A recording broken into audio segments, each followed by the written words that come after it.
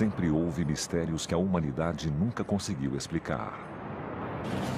Mas avanços na tecnologia levaram a novas teorias e prosseguem as buscas por evidências para desvendar os maiores mistérios da nossa era, em Caçadores de Mistérios.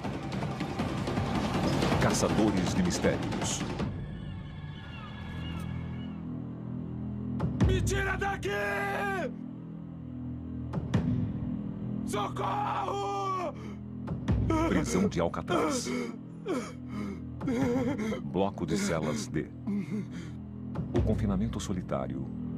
Um colchão e 4 paredes nuas. Reservado para os piores criminosos. Me tira daqui! Tem alguém aqui dentro comigo!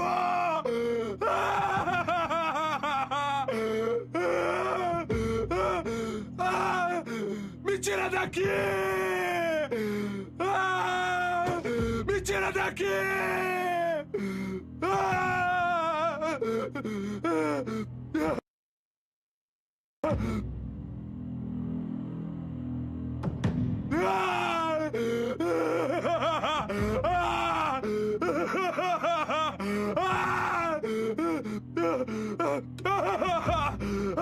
Tem alguém aqui comigo!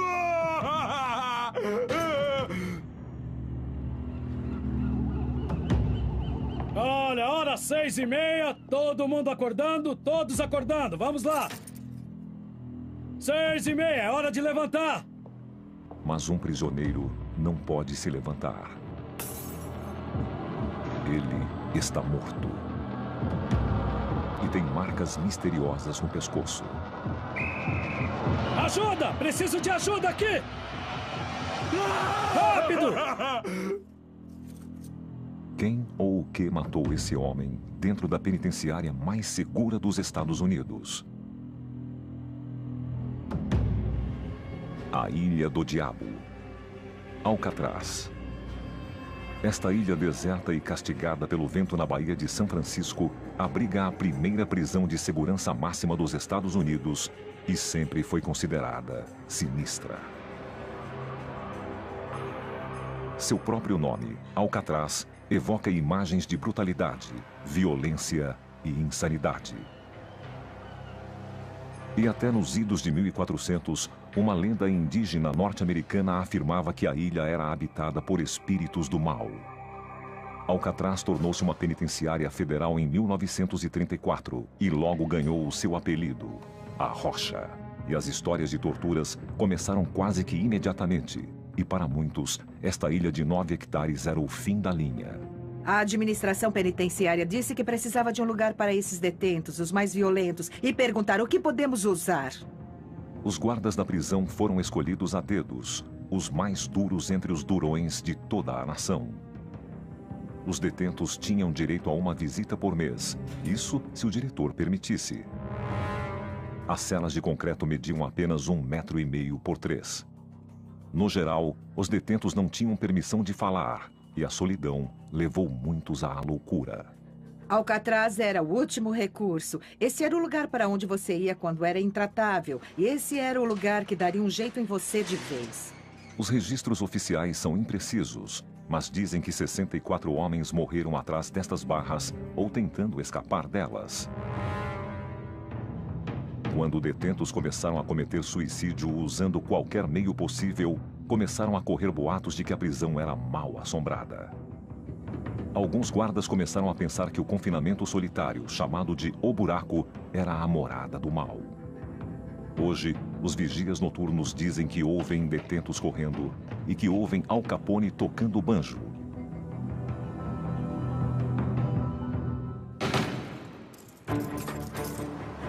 Agora, o Caçadores de Mistérios irá até a ilha para investigar essas ocorrências misteriosas.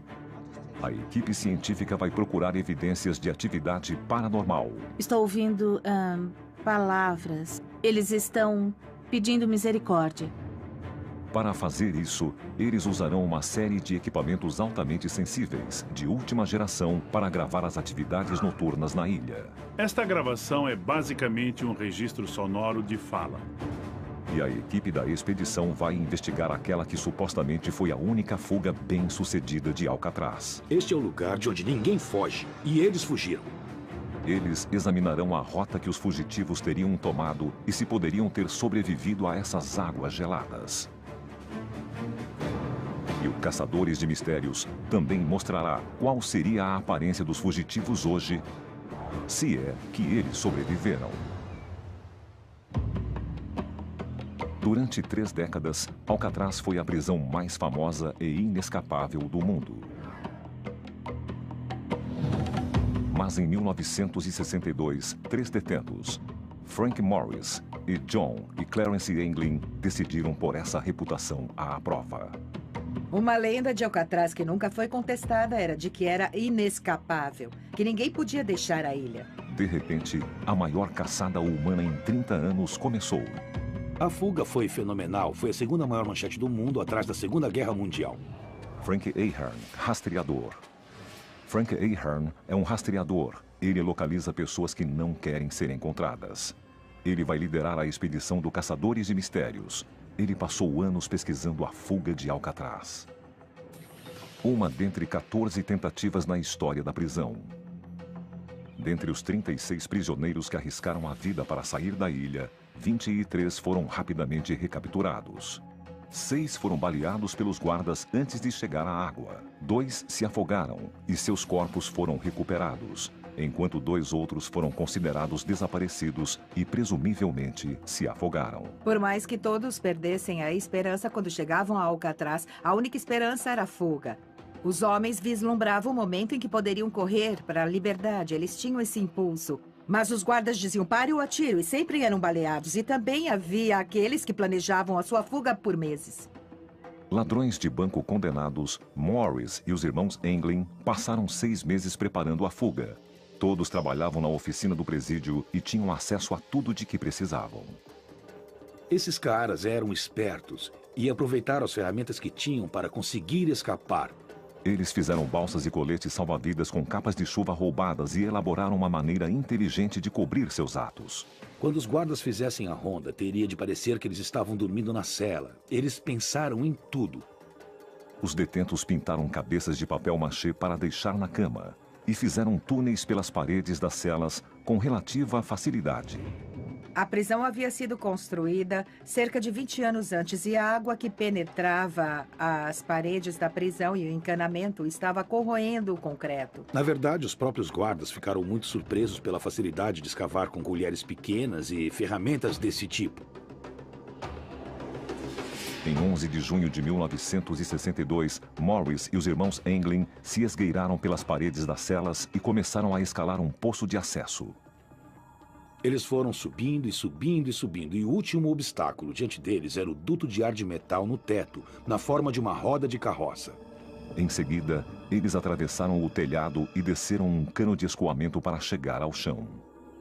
Eles chegaram ao mar e montaram uma balsa feita com capas de chuva.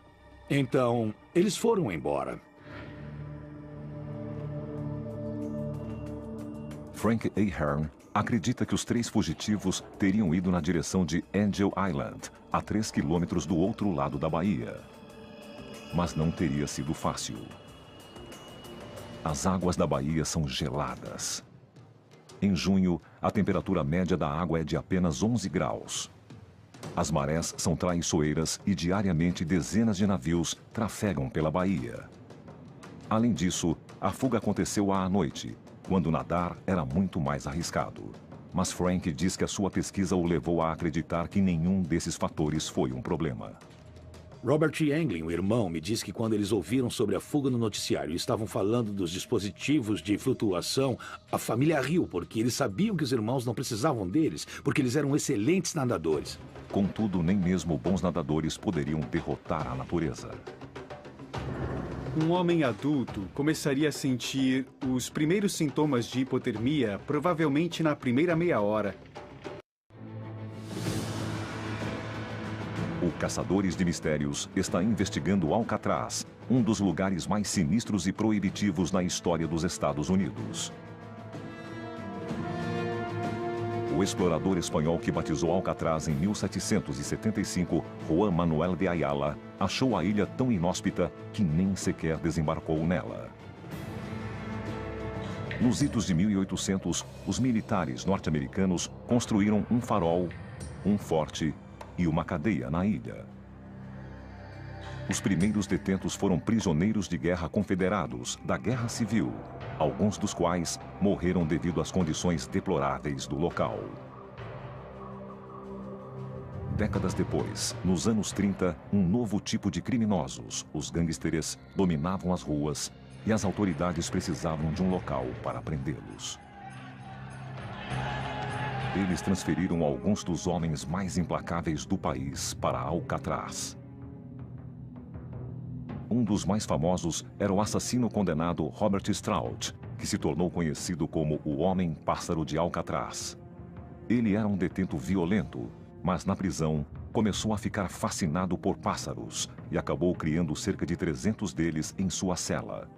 Ele até escreveu 2 livros sobre o assunto.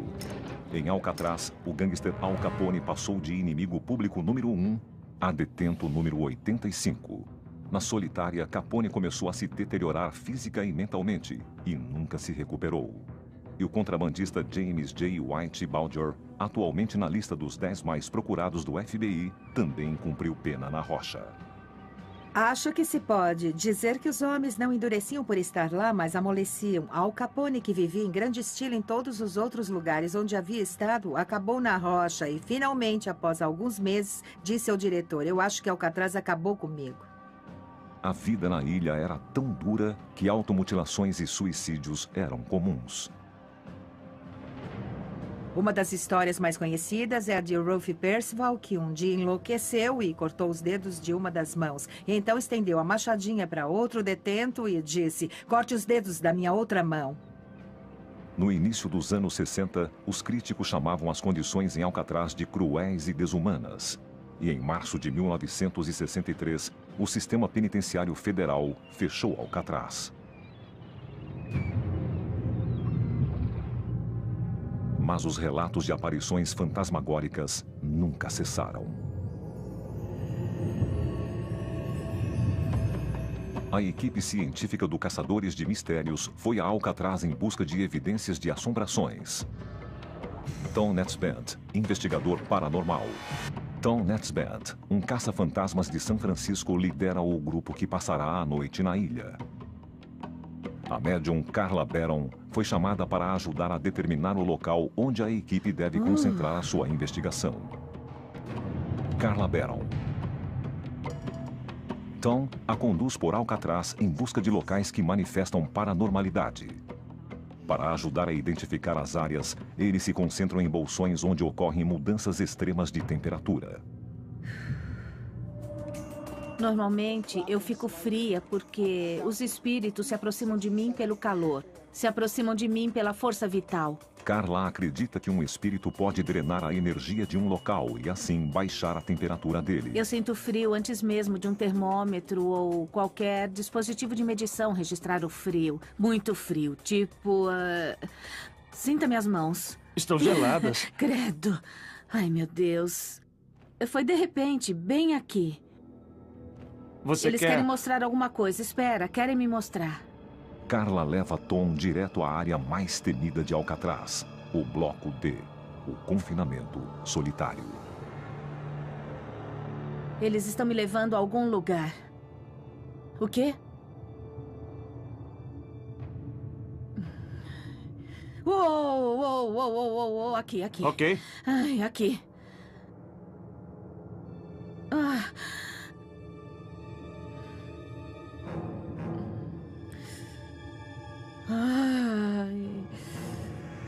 O que é isso? Este é o buraco. É isso que chamavam de o buraco. Então, os prisioneiros eram trancados nessas celas escuras como breu, por semanas às vezes. Ela chega à última das celas. Ai, que frio. A de número 14. Muito frio. Dizem que foi nesta cela que um detento foi morto por um intruso que ninguém nunca viu. Perdendo a esperança. Sinto perdendo a esperança aqui dentro. Uma sensação de desespero, não há esperança. Me sinto enterrada viva. É como se estivesse enterrado vivo aqui.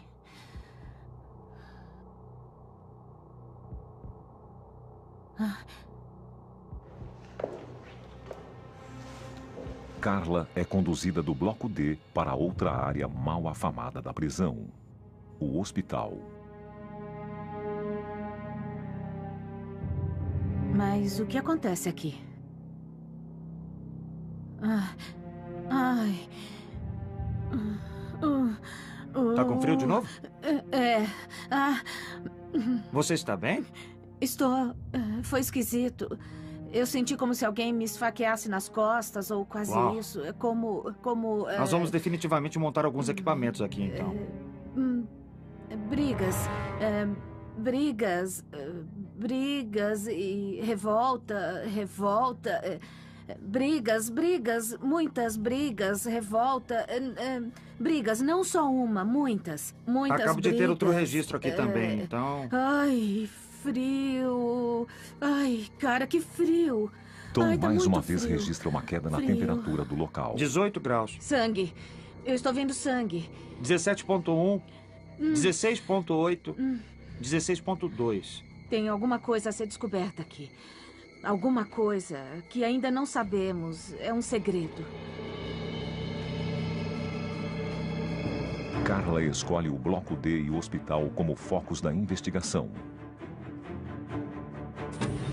Equipe científica.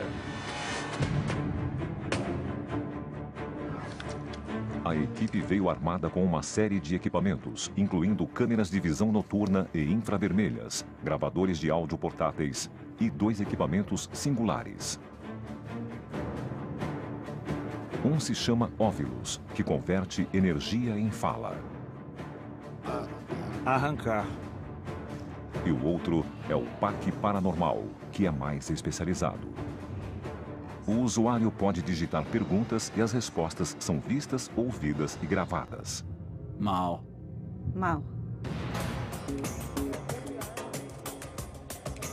E, inesperadamente, a equipe consegue a sua primeira evidência, a gravação de fenômeno eletrônico de voz no hospital. Oi, pessoal. Oi? Eu acho que já captei alguma coisa Ok. na sala Sério? de hidroterapia ali. Escutem. Mas o que acontece aqui? Os caçadores de fantasmas dizem que as gravações de fenômenos eletrônicos de voz são espíritos tentando se comunicar do além-túmulo. Essa gravação é uma evidência importante que será analisada posteriormente. As equipes formam duplas.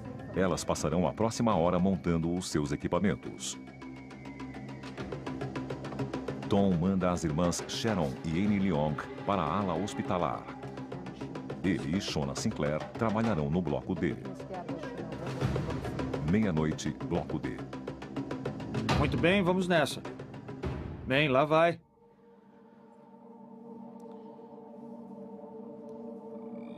Você quer começar na 14? Pronto. Vamos entrar.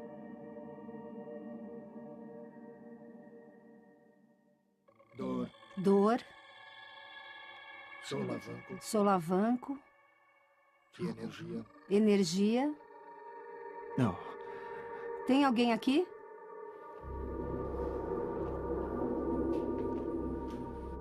Eu tô começando a ficar com dor de cabeça aqui dentro.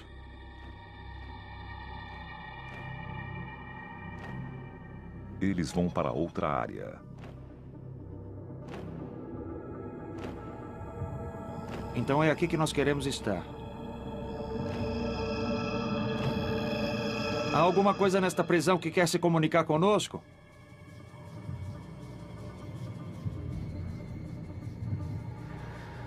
Estou com uma sensação esquisita de estar sendo vigiado ou coisa assim. Também tem essa sensação. Você viu aquilo? O que você viu? Achei que tinha visto alguém passar andando por ali.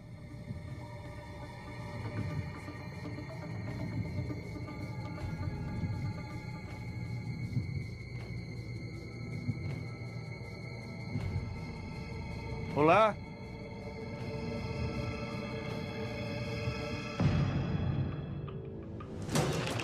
A investigação para saber se Alcatraz realmente era a prova de fugas está se concentrando na fuga pela água que Frank Morris e Clarence e John Englin podem ter realizado.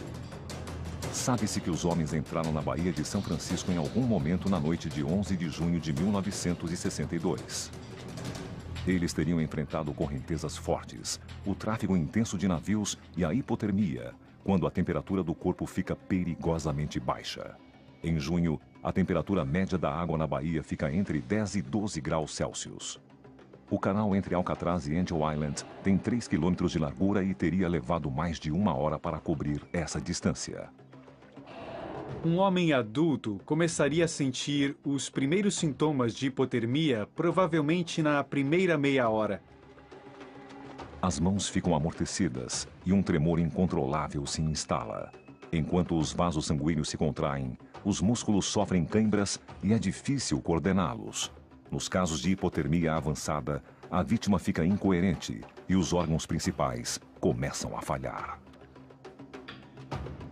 Eles poderiam sobreviver de 1 a 2 horas antes da hipotermia ficar tão avançada que não conseguiriam mais se concentrar em tentar sobreviver. Mesmo se tivessem alcançado Angel Island, eles não estariam livres. Se tivessem chegado a Angel Island com hipotermia avançada e sem cuidados médicos, eles provavelmente não teriam conseguido viver mais do que um dia. A investigação subsequente revelou algumas evidências nesta praia. Esta é Angel Island, certo? É um dos locais de onde os Englins e Morris podem ter vindo parar, onde eu acredito que alguns dos pertences de Clarence Englin apareceram. Havia fotos de membros da família, havia uma agenda telefônica com informações de alguns contatos. E o FBI acreditava que, já que haviam encontrado, que eles podiam ter se afogado. O Caçadores de Mistérios está em Alcatraz, buscando respostas para os mistérios da ilha. Meia-noite e 19. Hospital. Metade da equipe científica está no hospital, gravando o áudio e tentando captar o som de um espírito. Podem dizer os seus nomes? Esta área foi escolhida por ter a aura mediúnica mais forte.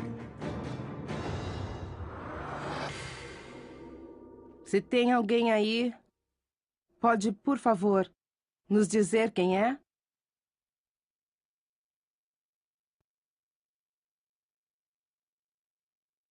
Câmera de visão noturna dos caça-fantasmas. Quantos de vocês estão aqui?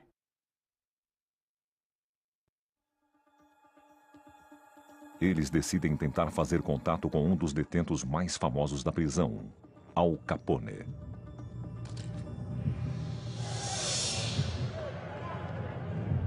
Capone foi transferido para Alcatraz em 1934. Para ajudar a passar o tempo, ele tocava banjo.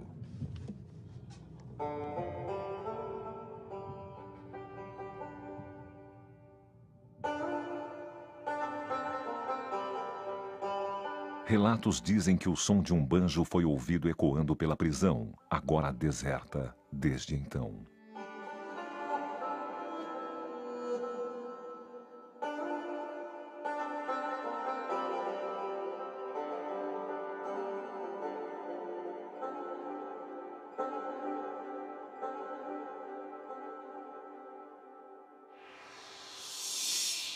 Ei, Al Capone, se está aqui. Ouvi dizer que toca banjo muito bem. Seria uma honra se pudesse tocar um pouco de banjo para nós, Sr. Capone.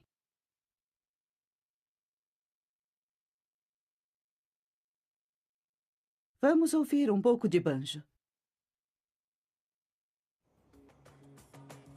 1h08 da manhã. As irmãs se dirigem para o quarto de hospital onde Robert Stroud, o homem-pássaro de Alcatraz, passou 11 de seus 17 anos na prisão.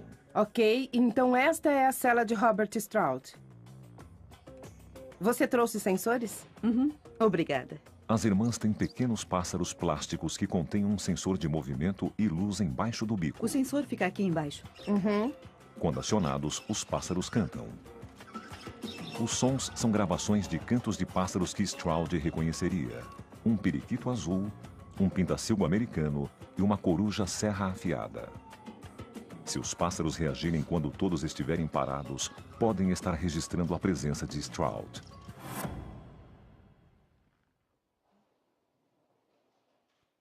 A coruja.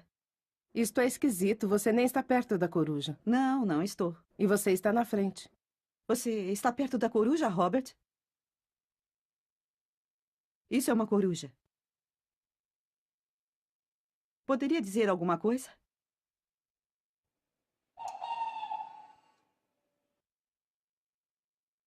Obrigada. Nenhuma das irmãs estava parada diante da coruja.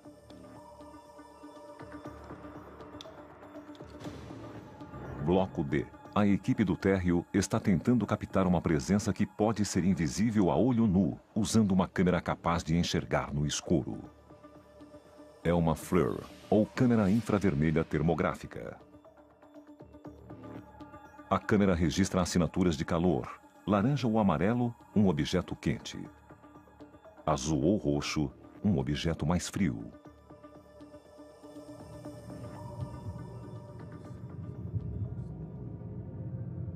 Vamos voltar à cela 14, porque parece ser onde toda a atividade está.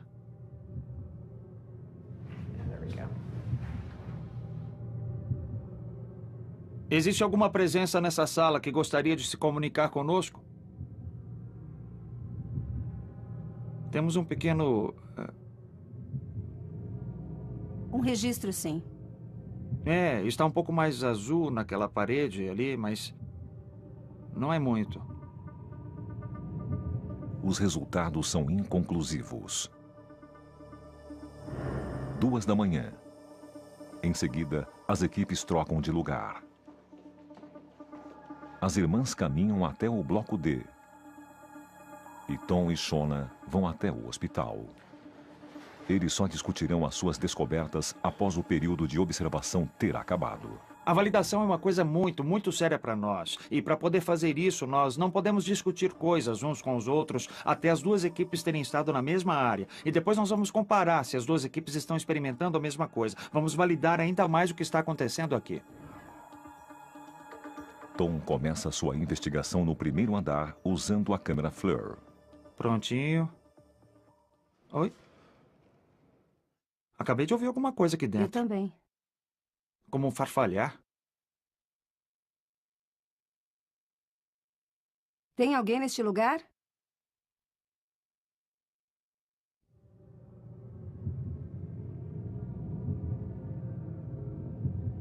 Ouviu aquele farfalhar aqui dentro? Ouvi. Foi tipo um...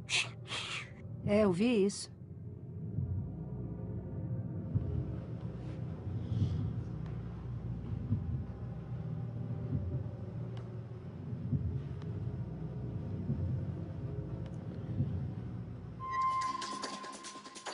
Quando Frank Morris e Clarence e John Englin escaparam de Alcatraz, o FBI foi chamado e sabujos foram colocados na trilha deles. Mas eles perderam o cheiro dos homens na margem da água. As autoridades receberam uma pista para o caso quando outro detento admitiu que deveria ter participado da fuga, mas que foi deixado para trás. Ele disse que após chegarem a Angel Island, os fugitivos nadariam até o município de Marin e depois roubariam um carro e roupas civis. O FBI concluiu que esses caras seriam apanhados exatamente 2 dias depois de escaparem. Mas nenhum roubo foi registrado em Marin. Nada do que a polícia esperava chegou a acontecer. Um mês depois, Morris e os irmãos Englin foram considerados desaparecidos e presumivelmente afogados. Eu acho que era importante para a polícia encerrar esse caso rápido, porque eles queriam manter a imagem de Alcatraz como esse lugar imponente de onde ninguém podia escapar e que, se você escapasse daqui, você poderia se afogar. Mas Frank não acha que os homens se afogaram. Ele duvida que tiveram de nadar até Angel Island e acredita que eles tinham um barco à espera para apanhá-los. A minha teoria é que essa foi uma fuga tão sofisticada que de jeito nenhum, quando eles saíssem daqui, eles simplesmente iriam correr. Eles definitivamente tinham um plano específico, e é muito provável que esse plano incluísse ter um barco à espera. Houve um relato de um barco misterioso na área da noite da fuga, mas as autoridades nunca foram capazes de encontrá-lo. os 3 condenados haviam desaparecido sem deixar traços. E se os homens ainda estão vivos, o Caçadores de Mistérios fará uma projeção de como seria a sua aparência hoje. Acesso proibido. O Caçadores de Mistérios quer descobrir se Alcatraz é mal assombrada e a possível fuga em 1962 da prisão à prova de fugas. Frank Morris e Clarence e John Englund tinham desaparecido. Os oficiais da prisão consideraram os homens presumidamente mortos, mas as autoridades nunca pararam de procurá-los. No decorrer dos anos, relatos de avistagens dos homens vieram de toda a América do Norte, mas essas pistas se revelaram becos sem saída. E então, no final dos anos 80, a Polícia Federal, seguindo outra pista, trouxe um dos irmãos de Clarence e John Englund, da Flórida, para se submeter a um exame de polígrafo. Eles trouxeram Robert Englund, o irmão de Clarence e JW, para ser submetido ao polígrafo uns 12 ou 15 anos atrás. Isso me faz imaginar se as autoridades sabiam alguma coisa. Por que trariam o irmão Robert Englund 25 anos mais tarde se não havia alguma coisa, além do que sabemos? Os resultados nunca foram divulgados e até hoje o caso permanece aberto. Poderiam os homens estar vivos mais de 4 décadas depois? Frank Morris tinha 35 anos quando desapareceu. Agora ele teria 83 anos. Utilizando um processo chamado progressão digital da idade, podemos presumir que ele teria mais ou menos esta aparência. Clarence Englund tinha 31. Ele teria 79 anos. John Englund, o irmão dele, tinha 32 e agora teria 80 anos. Esse processo é uma ferramenta perfeita para a polícia, porque mostra como uma pessoa pareceria agora.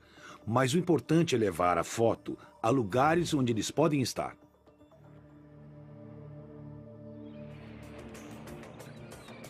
Às 2h21 da manhã, Bloco D.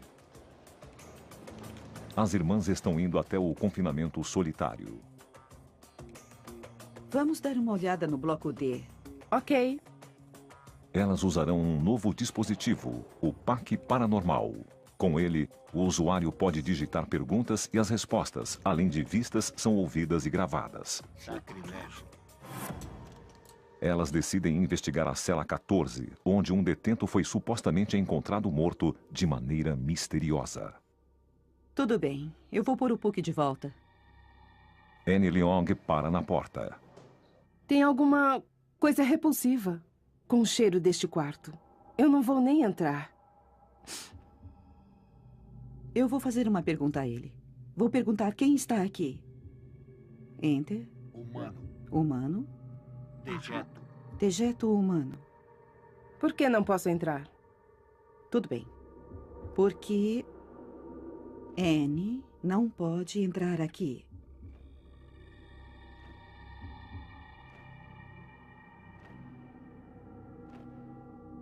Então, tem alguma resposta?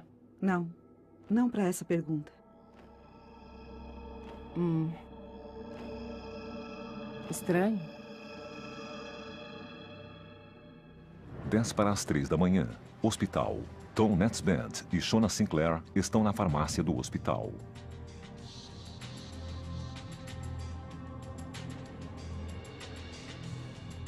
Ainda dá pra sentir o cheiro dos remédios.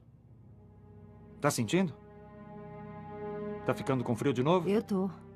Vamos fazer umas leituras da temperatura. Está uns 18 graus aqui. A temperatura começa a cair.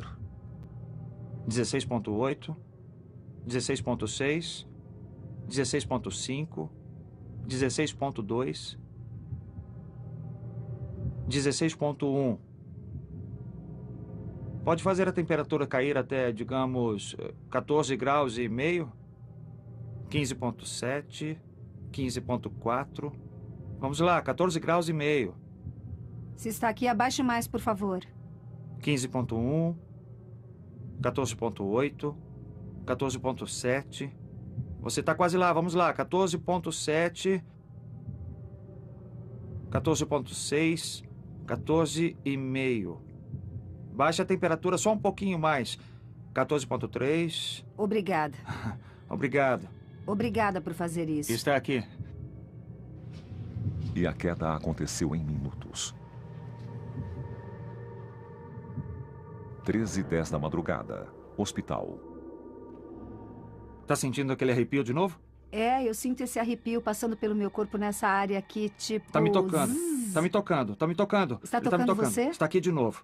Onde está sendo tocado? Estou sendo tocado no meu cabelo, bem aqui. Existem momentos em que Tom realmente sente a presença de um espírito. E está acontecendo com ele agora mesmo. Acredite, eu tô sentindo. Está descendo pelo meu pescoço aqui, desse jeito. Eu sinto que tem dedos no meu... É como se dedos estivessem... Sei. Ah, eu não gosto dessa sensação. Eu não gosto nada. Sabe? Eu acho que eu vou ter um treco. Eu nunca senti isso de uma maneira tão intensa assim. Ai, lá vem aquela dor nos rins de novo. Mas que droga. Quem está aqui?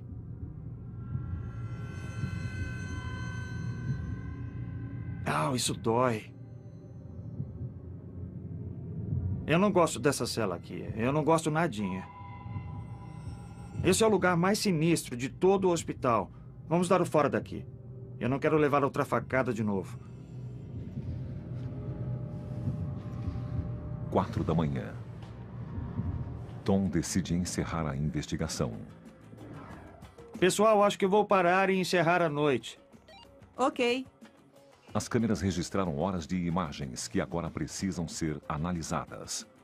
Imagens das câmeras fotográficas infravermelhas, dados do PAC e as gravações de áudio serão descarregadas e revisadas. Esse é um som que não é o som da fala de um ser humano. De fato, é impossível reproduzir isso.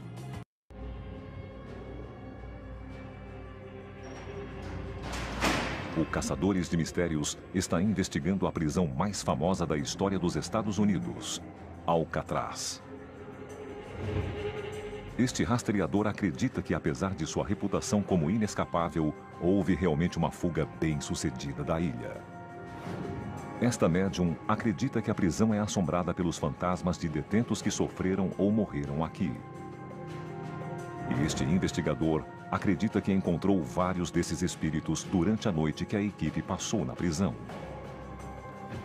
O desaparecimento de Frank Morris e Clarence e John Anglin ainda é um caso aberto. Frank Ahern acredita que as autoridades não estão procurando no lugar certo, baseado parcialmente em uma pista encontrada numa cela em Alcatraz.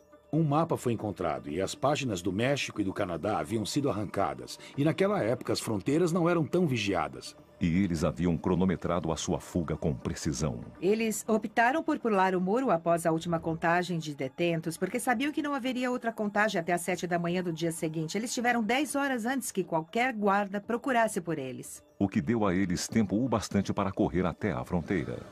Algum tempo depois, dizem que a mãe de Anglin recebeu um cartão postal do Brasil de um de seus filhos.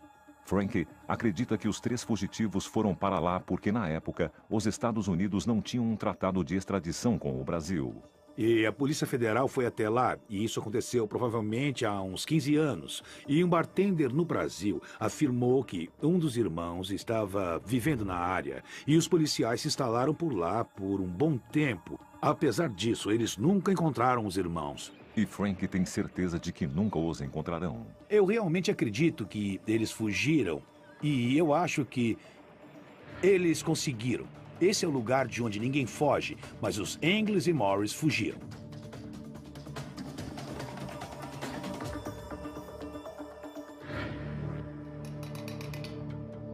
A equipe científica coletou evidências importantes, incluindo horas de vídeo de cerca de 12 câmeras, dados do PAC paranormal, humano, imagens digitais de câmeras fotográficas e gravações de áudio. Agora o Caçadores de Mistérios está examinando os resultados. Aparentemente, foi o hospital da prisão que ofereceu a maior quantidade de atividade paranormal. Na farmácia, Tom registrou uma queda brusca na temperatura em seu termômetro que media a temperatura ambiente. E, na verdade, estávamos usando isso para nos comunicar com os espíritos e pedindo a eles: pode fazer a temperatura baixar, digamos, uns 14 graus? E lentamente ela continuou a cair Bem cada diante vez dos nossos mais. olhos. Bem diante de nossos olhos. Mas lembre-se que o mesmo aconteceu com a Carla. Ela sentiu fisicamente. Então ela sentiu fisicamente? Mas eu definitivamente consegui validar que a temperatura estava caindo no hospital em duas ocasiões diferentes. Puxa. Na ala do hospital, Tom sentiu um espírito tocá-lo. Estou sendo tocado. E a equipe queria revisar esse momento. Mas embora a câmera de visão noturna de seus colegas evidentemente estivesse ligada, assim como a luz indicadora de gravação, essa parte da fita estava misteriosamente virgem. A equipe então passa para os pássaros com sensores de movimento deixados na cela do Homem-Pássaro. Então, nós estamos tentando testar os pássaros para ver. Andamos e passamos na frente deles. E é bem estranho, porque Sharon não passou nenhuma vez na frente da coruja e quando você vê o videoclipe aqui, a coruja estava piando. Então é incrível. Eu acho isso bem legal. E acho que se você quer fazer contato com Robert Stroud, você traz alguns pássaros.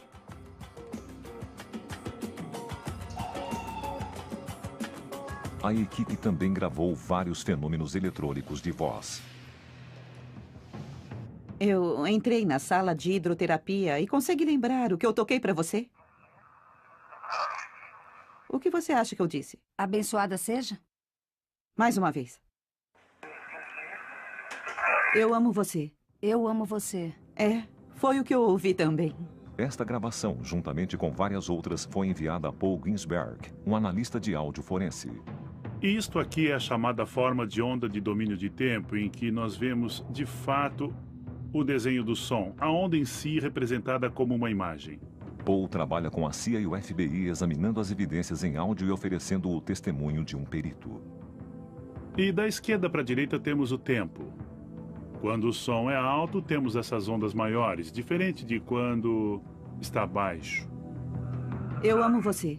Depois que temos uma fala normal, existe um pico de energia. E esse é um som que não é realmente da fala de um ser humano. De fato, é impossível reproduzir isso. E parece que palavras foram proferidas, mas não por um humano. A equipe tem outro fenômeno eletrônico de voz, que foi captado no hospital. Eles perguntaram: quantos de vocês existem? Quantos de vocês existem aqui? 50. Uau! 50, mais ou menos. Eu ouvi 50 ou quase isso. Eu ouvi isso. Ouçam. Quantos de vocês existem aqui? 50, mais ou menos. 50 por aí. 50. Mais ou menos. Eu ouço claramente 50. 50. 50, mais ou menos. Esses sons estão muito acima do espectro da voz humana. Então eu diria, sem qualquer sombra de dúvida, que esses sons não foram feitos, que não poderiam ser feitos por qualquer humano, pelo menos vivo não. Eu adoraria ter alguma evidência concreta de que essa é de fato uma ligação entre o além e que existem outros mundos do outro lado, mas no momento eu ainda estou muito cético.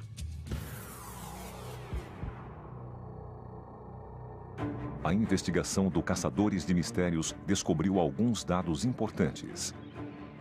A equipe da expedição determinou que é possível para um bom nadador chegar até Angel Island em cerca de 1 hora. Isso significa que os fugitivos Frank Morris e Clarence e John Englin podem ter sobrevivido à água fria da Baía de São Francisco, que induz a hipotermia. A equipe científica do Caçadores de Mistérios coletou dados que pareciam indicar que existe algum tipo de entidade não humana na ilha. Você viu aquilo? Embora o mistério deste lugar persista, esta investigação nos deixou mais perto de entender a mal afamada Ilha de Alcatraz. Os condenados chegavam aqui, sua esperança acabava. E faz todo sentido para mim que uma ilha como essa tivesse uma reserva de energia tão feia, malévola e assustadora.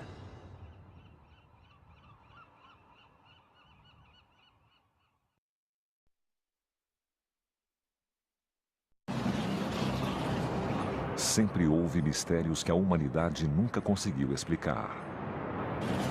Mas avanços na tecnologia levaram a novas teorias e prosseguem as buscas por evidências para desvendar os maiores mistérios da nossa era em Caçadores de Mistérios.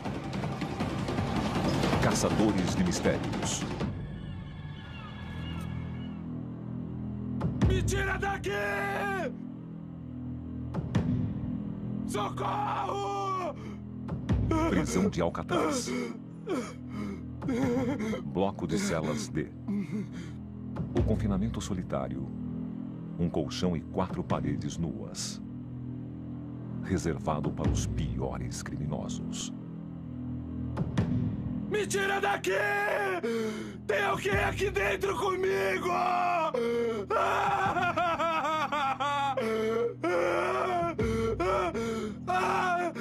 Me tira daqui! Me tira daqui!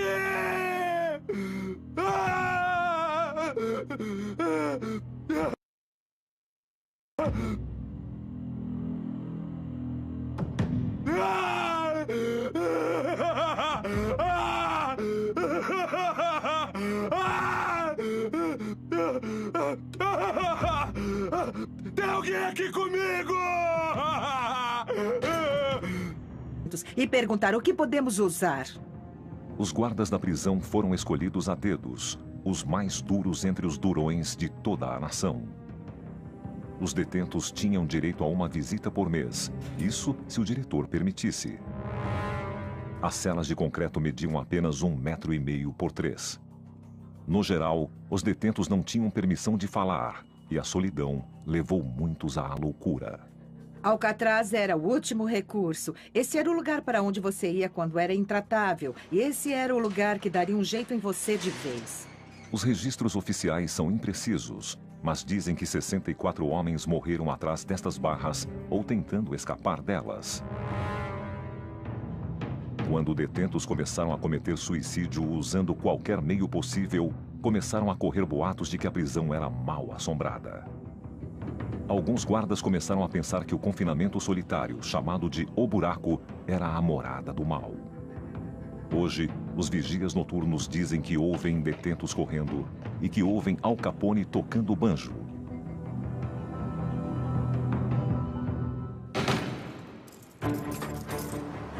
Agora, o Caçadores de Mistérios irá até a ilha para investigar essas ocorrências misteriosas. A equipe científica vai procurar evidências de atividade paranormal. Estou ouvindo palavras. Eles estão pedindo misericórdia. Para fazer isso, eles usarão uma série de equipamentos. Olha, hora 6:30, todo mundo acordando, todos acordando, vamos lá. 6:30, é hora de levantar. Mas um prisioneiro não pode se levantar. Ele está morto. E tem marcas misteriosas no pescoço. Ajuda! Preciso de ajuda aqui! Rápido! Quem ou o que matou esse homem dentro da penitenciária mais segura dos Estados Unidos? A Ilha do Diabo. Alcatraz. Esta ilha deserta e castigada pelo vento na Baía de São Francisco abriga a primeira prisão de segurança máxima dos Estados Unidos e sempre foi considerada sinistra. Seu próprio nome, Alcatraz, evoca imagens de brutalidade, violência e insanidade. E até nos idos de 1400, uma lenda indígena norte-americana afirmava que a ilha era habitada por espíritos do mal. Alcatraz tornou-se uma penitenciária federal em 1934 e logo ganhou o seu apelido, a Rocha. E as histórias de torturas começaram quase que imediatamente. E para muitos, esta ilha de 9 hectares era o fim da linha. A administração penitenciária disse que precisava de um lugar para esses detentos, os mais violentos. Altamente sensíveis, de última geração, para gravar as atividades noturnas na ilha. Esta gravação é basicamente um registro sonoro de fala. E a equipe da expedição vai investigar aquela que supostamente foi a única fuga bem-sucedida de Alcatraz. Este é o lugar de onde ninguém foge, e eles fugiram. Eles examinarão a rota que os fugitivos teriam tomado e se poderiam ter sobrevivido a essas águas geladas. E o Caçadores de Mistérios também mostrará qual seria a aparência dos fugitivos hoje, se é que eles sobreviveram. Durante 3 décadas, Alcatraz foi a prisão mais famosa e inescapável do mundo. Mas em 1962, 3 detentos, Frank Morris e John e Clarence Anglin, decidiram pôr essa reputação à prova.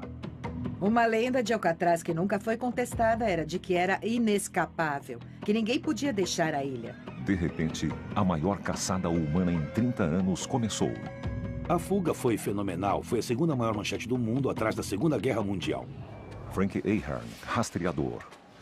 Frank Ahern é um rastreador. Ele localiza pessoas que não querem ser encontradas. Ele vai liderar a expedição do Caçadores de Mistérios. Ele passou anos pesquisando a fuga de Alcatraz. Uma dentre 14 tentativas na história da prisão. Dentre os 36 prisioneiros que arriscaram a vida para sair da ilha, 23 foram rapidamente recapturados.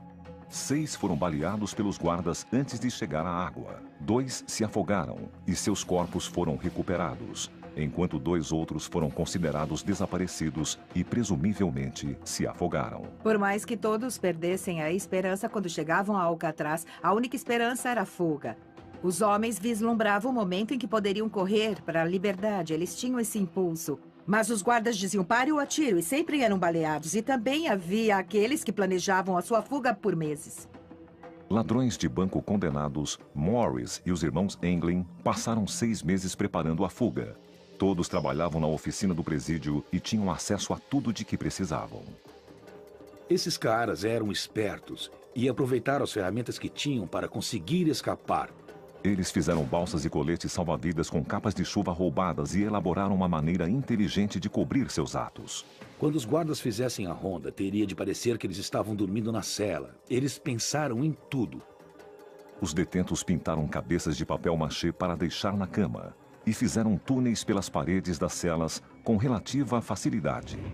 A prisão havia sido construída cerca de 20 anos antes e a água que penetrava as paredes da prisão e o encanamento estava corroendo o concreto. Na verdade, os próprios guardas ficaram muito surpresos pela facilidade de escavar com colheres pequenas e ferramentas desse tipo.